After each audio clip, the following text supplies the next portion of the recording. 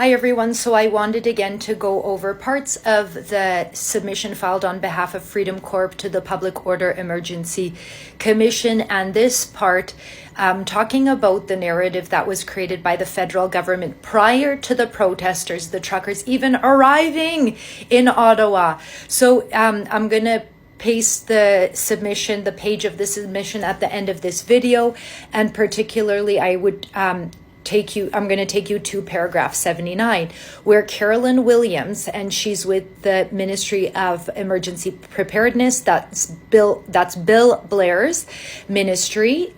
She comes up conveniently with an email that says convoy issues messaging. And this is on Thursday, January 27th. So let me remind everyone, the protesters and the truckers didn't get to Ottawa until Saturday, January 29th. So it's 2 days later. But what Miss Caroline Williams had as of January 27th, and she said, I tweaked the lines to better capture what we're trying to articulate. Does the highlighted make a bit more sense? And she says, bullet point number 2, threatening acts of violence and inciting hatred, as we have seen from the select few in recent days, is unacceptable and does not affect the views of the majority of Canadians.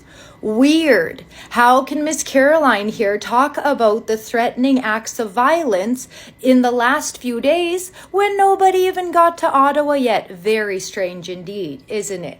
Goes on to say, we condemn all such hateful and violent rhetoric in the strongest terms. Of course, everyone does, because that's not what anything was about.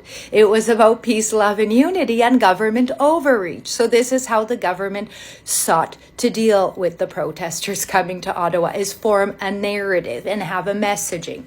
So if you look at the following paragraph, we say it is submitted that this is the narrative that was going to apply to the protesters by the Government of Canada upon the arrival of the protesters. It simply was not true. It was misinformation made up before their arrival. It was planned before the protesters arrived in Ottawa to tell Canadians. And here, A, that there were threatening acts of violence, B, that made up was unacceptable, C, that Canada condemns that hateful and violent rhetoric. So, and we heard the Prime Minister say those words. So I'm going to paste this so you can see.